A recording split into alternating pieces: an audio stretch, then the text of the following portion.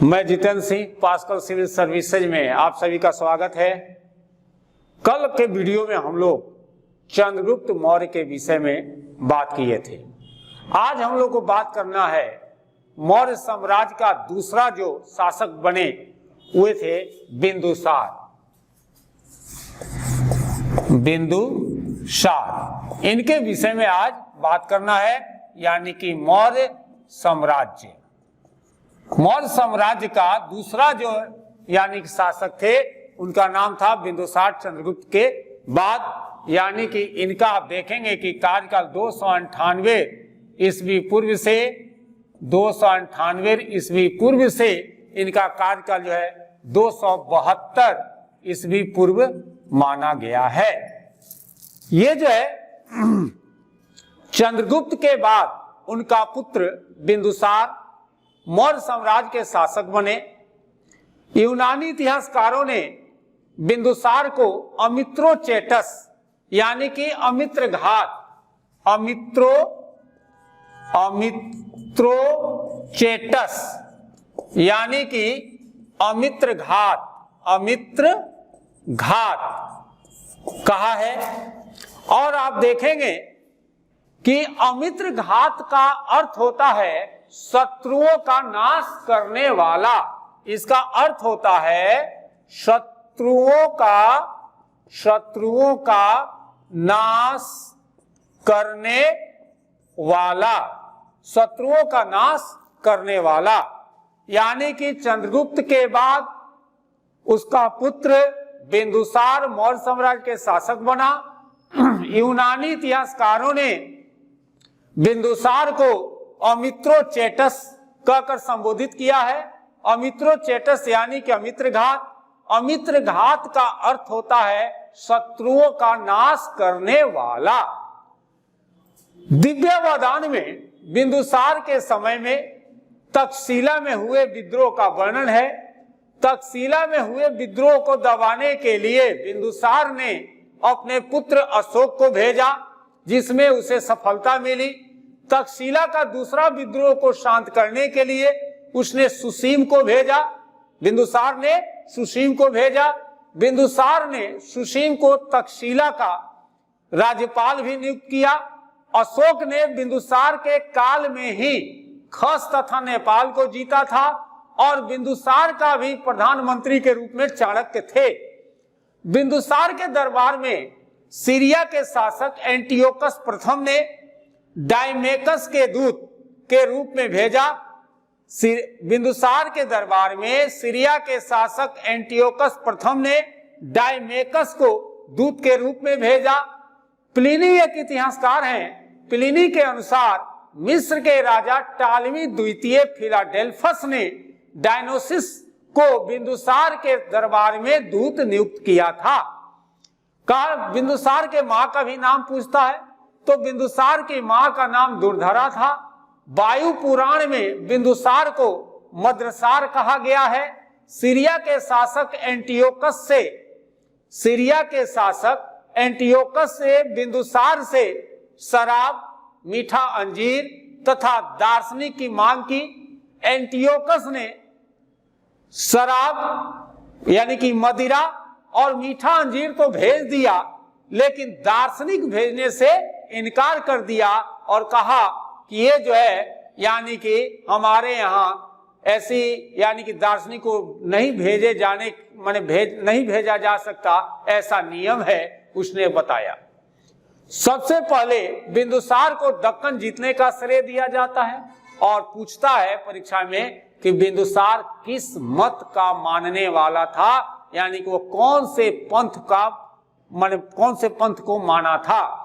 तो बिंदुसार आजीवक मत का अनुयायी था। अब बिंदुसार के बाद अशोक आते हैं। बिंदुसार के बाद बात आती है अशोक की, और अशोक का हम लोग को जो है ज्यादा से ज्यादा ये पढ़ना भी है। तो इनका कार्यकाल 273 ईस्वी पूर्व से जो है 232 ईस्वी पूर्व तक माना जाता है। 232 ईस्वी पूर्व तक माना जाता है। अशोक शासक बनने के पहले उज्जैनी का राज्यपाल था। ये पूछता है परीक्षा में। अशोक मगध के शासक बनने के पहले उज्जैनी का राज्यपाल था। अशोक के प्रारंभिक जीवन की जानकारी हम लोगों को बौद्ध ग्रंथों से मिलती है और कहा जाता है कि दिव्यावदान के अनुसार अशोक की मां का नाम शुभदांग्री था। अशोक के मां का नाम शुभदांग्री था और अशोक का पिता का नाम बिंदुसार था। अशोक के जो है यानी कि एक पत्नी महादेवी जो विदेशा के एक व्यापारी की पुत्री थी, कारुआ की, असंघमित्रा, पद्मावती और तिस्रक्षिता थी। अशोक के पुत्र महेंद्र तथा पुत्री संघमित्रा थी। और कहा जाता है बौद्ध ग्रंथों के अनुसार अशोक पर आरोप लगता है कि उसने अपने 99 भाइयों की हत्या कर शासक बना। और मास्की और गुजरात शिलालेख में अशोक का नाम मिलता है। अशोक का विलेखों में देवा नाम पियदसी, देवा नाम पिय तथा राजा आदि संबोधन मिलते हैं। पुराणों में अशोक को अशोक वर्धन कहा गया है। एक इतिहासकार हैं जेम्स प्रिंसेप ने ब्राह्मी लिपि में या ब्राह्मी में लिखित एक अभिलेख में देवा नाम पियदसी यानी कि देवताओं का प्रिय पढ़ा जो अशोक को कहा गया है। अशोक के लगभग 45 अभिलेख हैं। अशोक ने राज्यारोहण के यानी कि अशोक की जब राज्यारोहण हुआ, राज्याभिषेक हुआ, राज्याभिषेक के 8वें वर्ष यानी कि 261 ईस्वी पूर्व में कलिंग युद्ध किया। यह अशोक का सबसे महत्वपूर्ण सैन्य अभियान था। कलिंग युद्ध में अशोक की जीत हुई, किंतु इस युद्ध में भारी तबाही हुआ, बहुत सारे लोग मारे गए।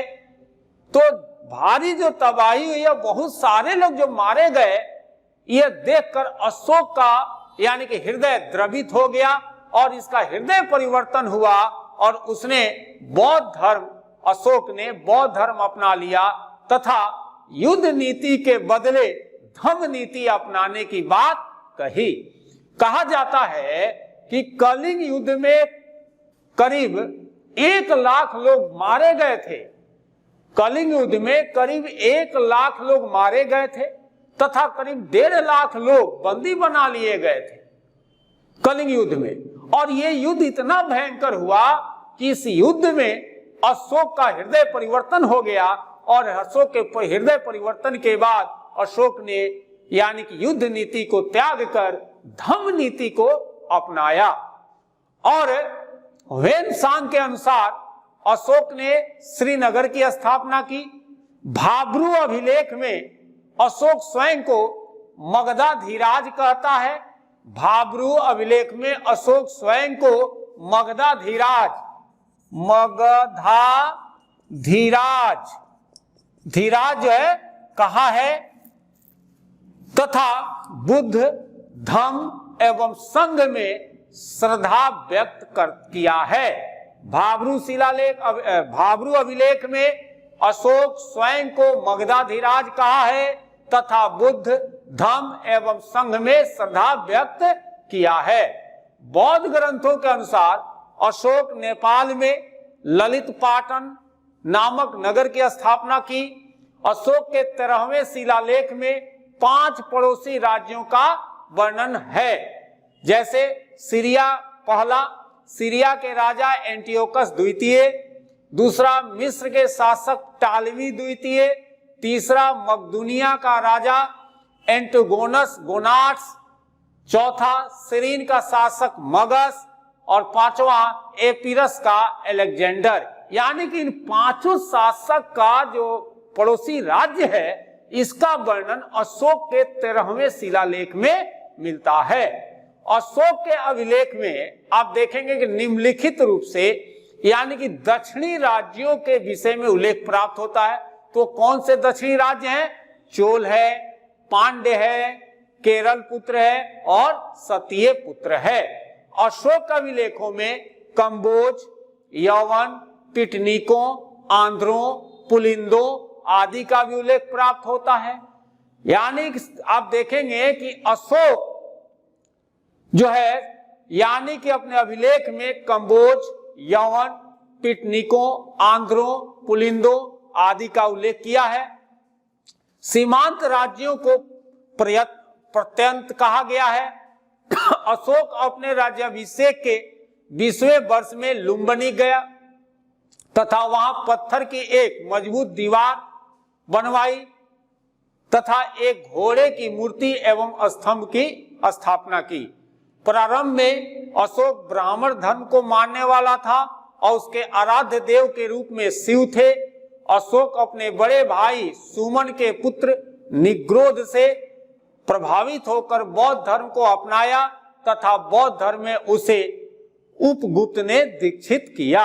अब अगला हम लोग जो कार्य करेंगे वह होगा अशोक का धम्म। जय हिंद, जय भारत।